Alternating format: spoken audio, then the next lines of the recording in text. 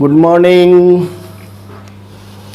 हम लोग coordination chemistry देख रहे थे, नहीं? कोऑर्डिनेशन केमिस्ट्री का इंट्रोडक्शन बताया। Coordination sphere, counter ion, central metal atom, ligand की चर्चा किए थे। लिगेंड का क्लासिफिकेशन भी बताए थे on the basis of donor atom. 3 types के होते हैं, यूनिडेंटेट या monodentate, bidentate and polydentate ligand. आज लिगेंड को ही थोड़ा सा आगे बढ़ाते हैं। यह जो लिगेंड है वह ऑन द बी में लिख देते हैं, यानी on the basis of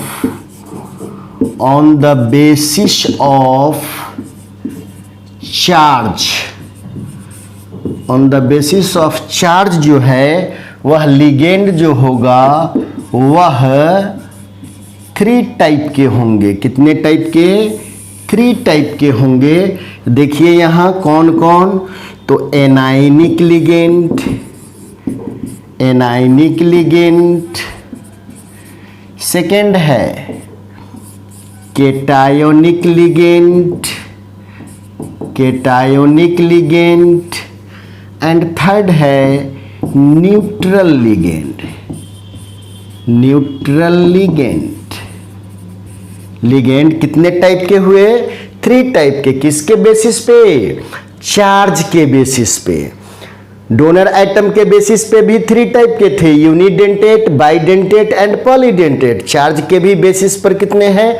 3 type के हैं, anionic ligand, cationic ligand and neutral ligand. आप नाम से ही स्पष्ट, एनायनिक मतलब वैसा लिगेंड जिस पर निगेटिव चार्ज होगा, जो निगेटिवली चार्ज लिगेंड होगा, वैसे लिगेंड को हम लोग क्या कहेंगे? Anionic ligand. केटायंस मतलब पॉजिटिव चार्ज कंटेनिंग, तो जो भी लिगेंड पॉजिटिवली चार्ज्ड होगा उसको हम लोग केटायनिक लिगेंड कहेंगे। और न्यूट्रल का मतलब नो चार्ज, जिस पर कोई चार्ज नहीं होगा, इलेक्ट्रिकली न्यूट्रल होगा, वैसे लिगेंड को हम लोग कहेंगे न्यूट्रल लिगेंड। तो चार्ज के बेसिस पर जो निगेटिव चार्ज कंटेन करता हो एनायनिक लिगेंड, जो पॉजिटिव चार्ज कंटेन करता हो केटायनिक लिगेंड, जो कोई चार्ज कंटेन नहीं करता हो उसको हम लोग क्या कहेंगे? Neutral ligand. यानी लिगेंड L से हम लिगेंड को रिप्रेजेंट करते हैं। जिस लिगेंड पर ये माइनस चार्ज हो, -N, ऐसे लिगेंड को हम लोग क्या कहेंगे? Anionic ligand. क्या कहेंगे? एनायनिक लिगेंड, जहां N नंबर ऑफ चार्ज है। जिस लिगेंड पर पॉजिटिव चार्ज हो उस लिगेंड को हम लोग क्या कहेंगे? केटायनिक लिगेंड कहेंगे। क्या कहेंगे? केटायनिक लिगेंड। और वैसा लिगेंड जिस पर कोई चार्ज नहीं हो, यानी 0 चार्ज हो, उस लिगेंड को क्या कहेंगे? न्यूट्रल लिगेंड कहेंगे। जैसे एग्जाम्पल अगर आपको देना होगा तो आप दे सकते हैं Cl-, Br-, I-,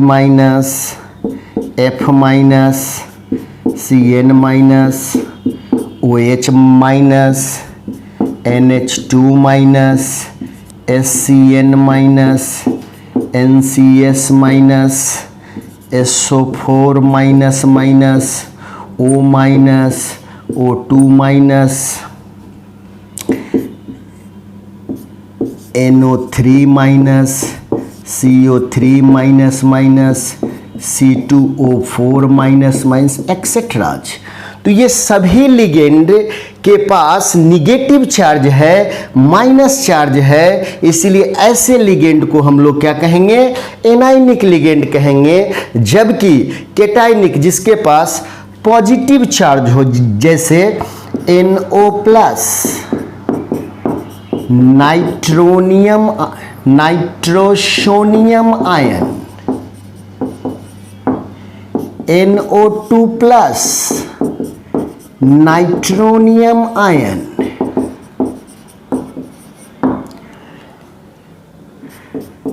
H2N, NH3+, hydrazinium ion,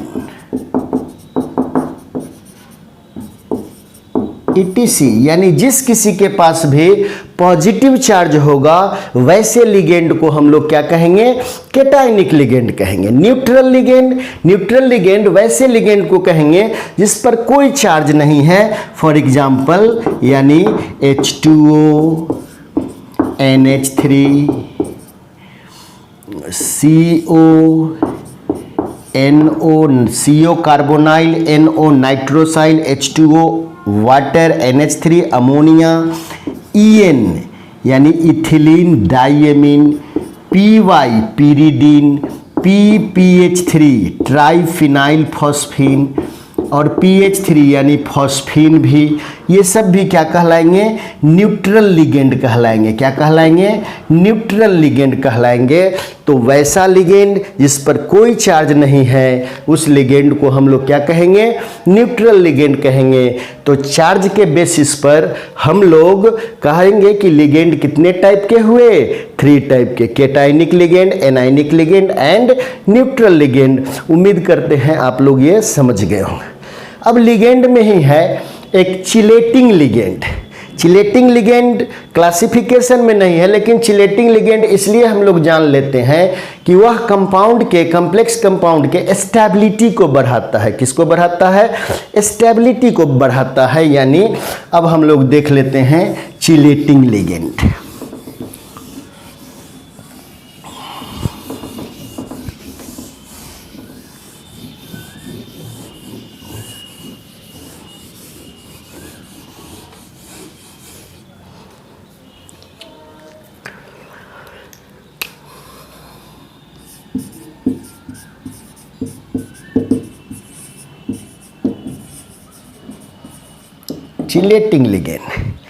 chelating ligand होता क्या है, तो एक्चुअली क्या है कि हम लोग पढ़े थे यूनिडेंटेट, बाइडेंटेट एंड पॉलीडेंटेट। तो जनरली पॉलीडेंटेट या बाइडेंटेट लिगेंड के पास मोर देन 1 डोनर एटम होता है। तो एक से अधिक डोनर एटम होने के कारण वह रिंग का फॉर्मेशन करता है। किसका फॉर्मेशन करता है, रिंग का फॉर्मेशन करता है। तो हम रिंग जो ही बना तो रिंग बनने में क्या होता है, 2 कंडीशन है। एक सेचुरेटेड रिंग बनता है तब भी स्टेबिलिटी बढ़ जाती है, एक कंजुगेटेड रिंग बनता है, मतलब double bond single bond, double bond single bond. तब कंजुगेटेड रिंग जो ही बना तो वहां पर रेजोनेंस के द्वारा वह स्टेबलाइज्ड हो जाएगा। तो मॉलिक्यूल की, कॉम्प्लेक्स कंपाउंड की स्टेबिलिटी बढ़ जाती है। इसीलिए चिलेटिंग लिगेंड हम लोगों को जानना जरूरी है। तो आप देखिए, जैसे हम सिंपल एक एग्जांपल ले लेते हैं कि CuEn का होल 2, इस पर +2 ले लेते हैं चार्ज। तो जब इस पर हम +2 चार्ज ले लिए तो En का मतलब क्या हुआ, En मीन्स हम लोग जानते हैं इथेन 1,2 डाइएमीन, इथेन 1,2 डाइएमीन। तो इसको अगर आप लिखेंगे तो इथेन हो गया ये,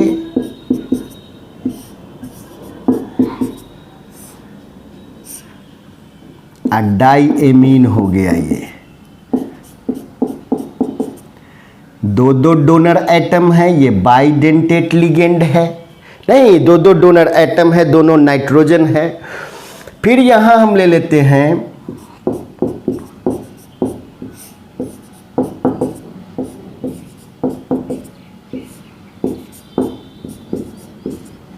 यहां भी 2 डोनर एटम है।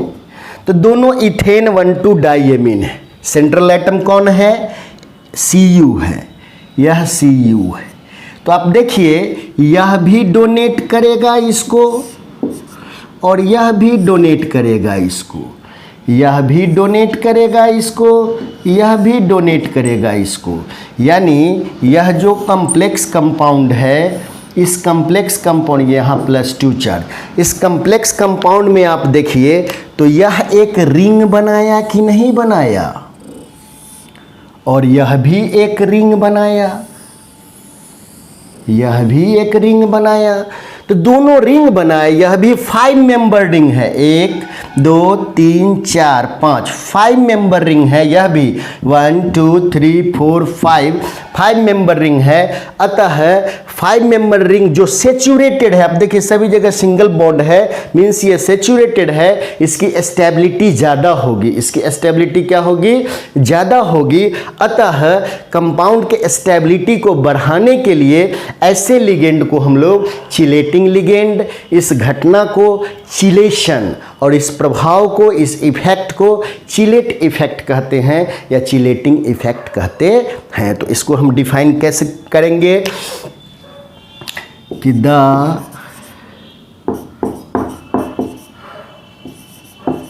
पॉलीडेंटेट और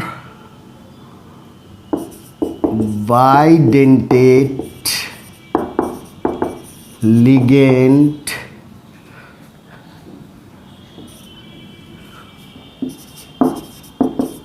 which have tendency to form ring compound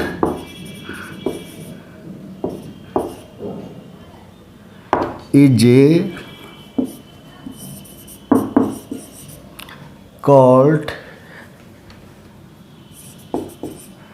are called chelating ligand, and this phenomenon is called chelation. Phenomenon is called chelation due to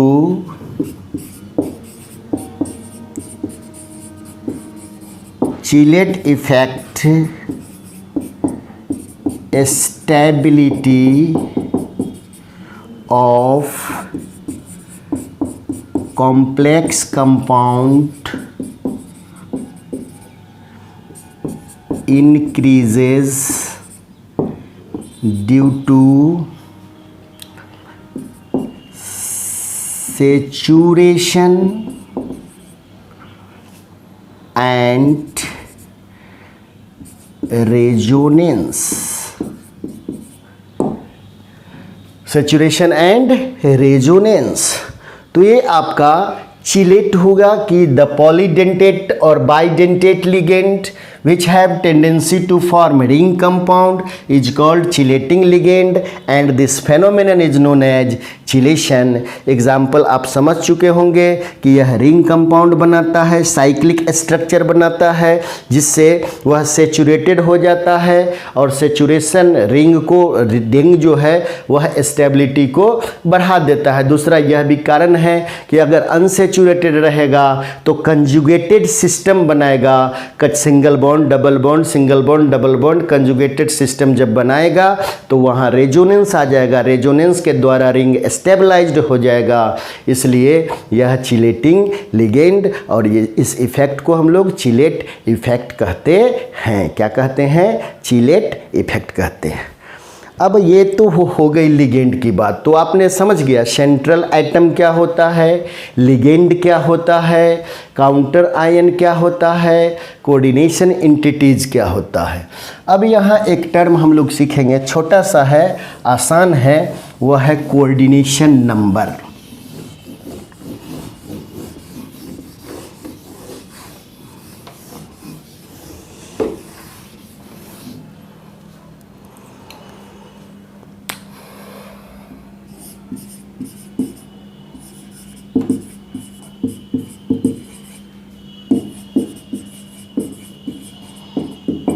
coordination number ये क्या होता है?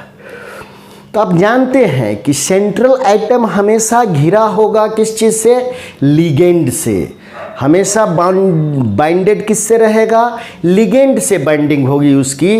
तो लिगेंड का काम क्या है? लोन पेयर डोनेट करना। लिगेंड का काम क्या है? लोन पेयर को डोनेट करना। तो लोन पेयर जब डोनेट करेगा तो स्वाभाविक है कि वह लेगा कौन, सेंट्रल एटम लेगा। कौन लेगा, सेंट्रल एटम। तो एक सेंट्रल एटम जो है वह जितना डोनर एटम से घिरा रहेगा वही उसका कोऑर्डिनेशन नंबर कहलाएगा। क्या कहलाएगा, कोऑर्डिनेशन नंबर। एक सेंट्रल एटम, किसी भी कॉम्प्लेक्स कंपाउंड में सेंट्रल एटम जितने डोनर एटम से घिरे रहेंगे उसी को हम लोग क्या कहेंगे, कोऑर्डिनेशन नंबर। क्या कहेंगे, कोऑर्डिनेशन नंबर। कि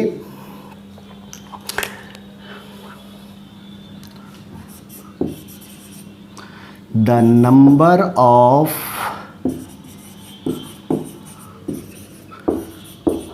donor atoms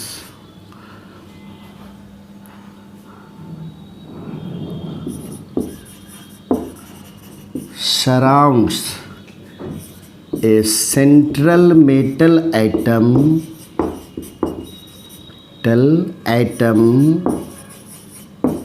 is known as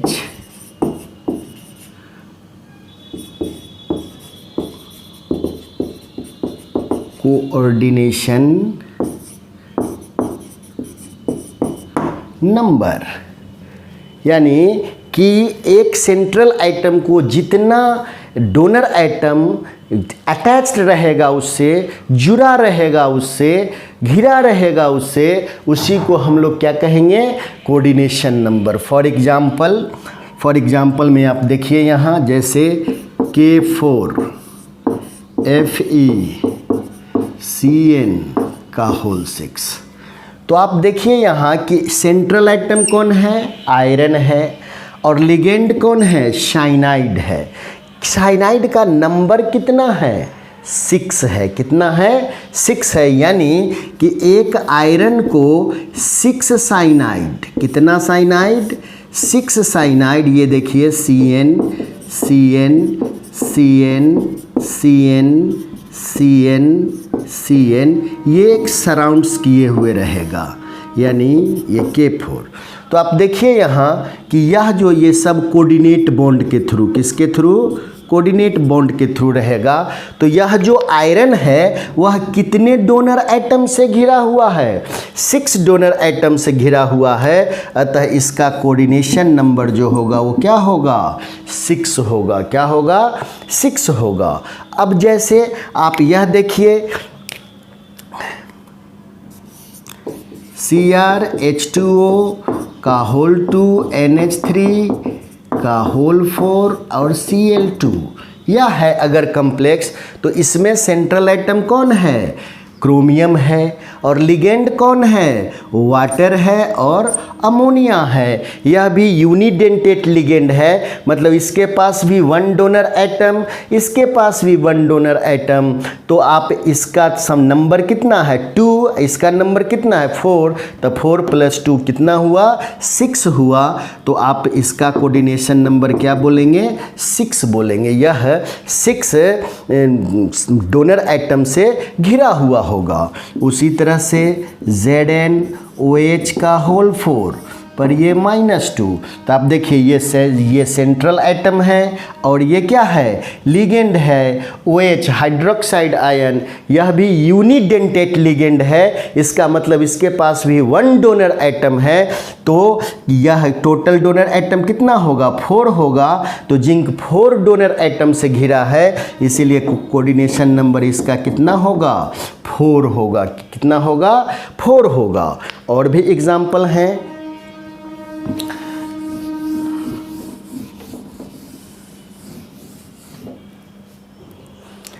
जैसे आप ये देख लें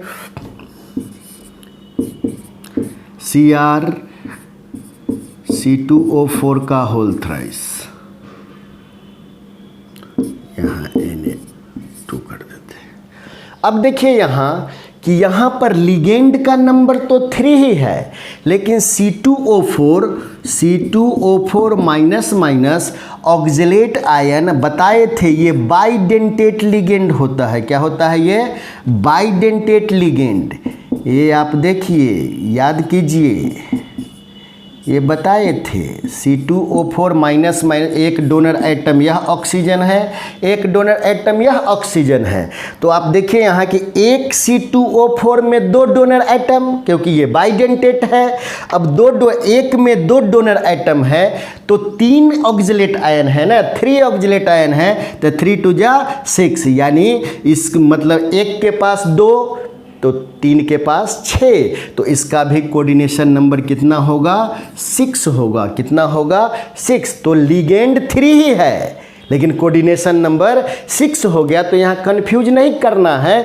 कंफ्यूज इसलिए नहीं करना है कि हमेशा डोनर एटम को देखना है। किसको देखना है? लिगेंड के नंबर को नहीं देखना है। डोनर एटम अगर यूनिडेंटेट है लिगेंड तो डोनर एटम 1 होगा, बाइडेंटेट है डोनर एटम 2 होगा, ट्राइडेंटेट है डोनर एटम 3 होगा, टेट्राडेंटेट है डोनर एटम 4 होगा, हेक्साडेंटेट है डोनर एटम 6 होगा। तो अगर हेक्साडेंटेट लिगेंड है, एक ही लिगेंड है लेकिन उसमें डोनर एटम तो 6 है ना, तो कोऑर्डिनेशन नंबर उसका 6 होगा। तो लिगेंड के नंबर से आप आइडेंटिफाई नहीं करेंगे, आइडेंटिफाई करेंगे कि उसमें कितना डोनर एटम है, कितना डोनर एटम है। जैसे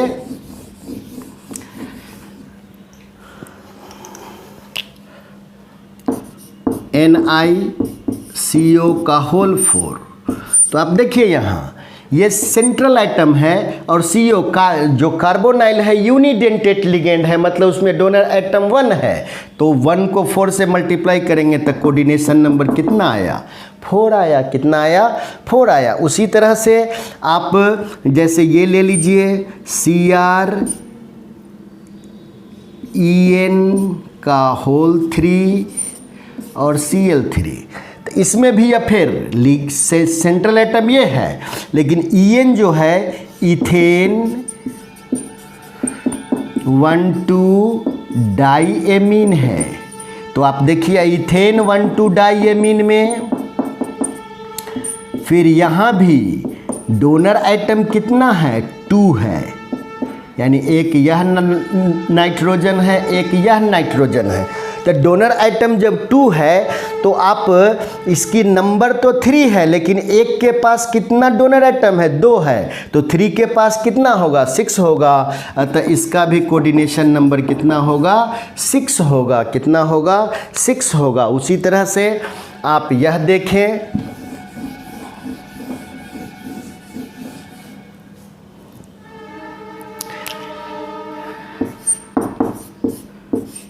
EDTA -2 कर देते हैं। अब आप देख लीजिए यहाँ कि सेंट्रल एटम एक है और लिगेंड भी एक ही है लेकिन EDTA क्या है? हेक्साडेंटेट लिगेंड है। उस दिन बताए थे इथिलीन डाईएमीन और tetra acetate ion CH3O CH2 COO CH2 COO CH2COO। तो आप देखिए यहाँ कि एक डोनर एटम ये है, एक डोनर एटम ये है, एक डोनर एटम ये है, यहाँ है, फिर यहाँ है और यहाँ है। तो टोटल डोनर एटम कितना है? 1 2 3 4 5 एंड 6। तो यह लिगेंड तो एक है लेकिन डोनर एटम 6 है। तो कोऑर्डिनेशन नंबर इसका भी क्या होगा? 6 होगा। क्या होगा? 6 होगा। तो जितने भी डोनर एटम का नंबर होगा उससे घिरा हुआ होगा उसको हम लोग क्या कहेंगे? कोऑर्डिनेशन नंबर कहेंगे। क्या कहेंगे? कोऑर्डिनेशन नंबर कहेंगे। उम्मीद करते हैं कोऑर्डिनेशन नंबर समझ गए होंगे।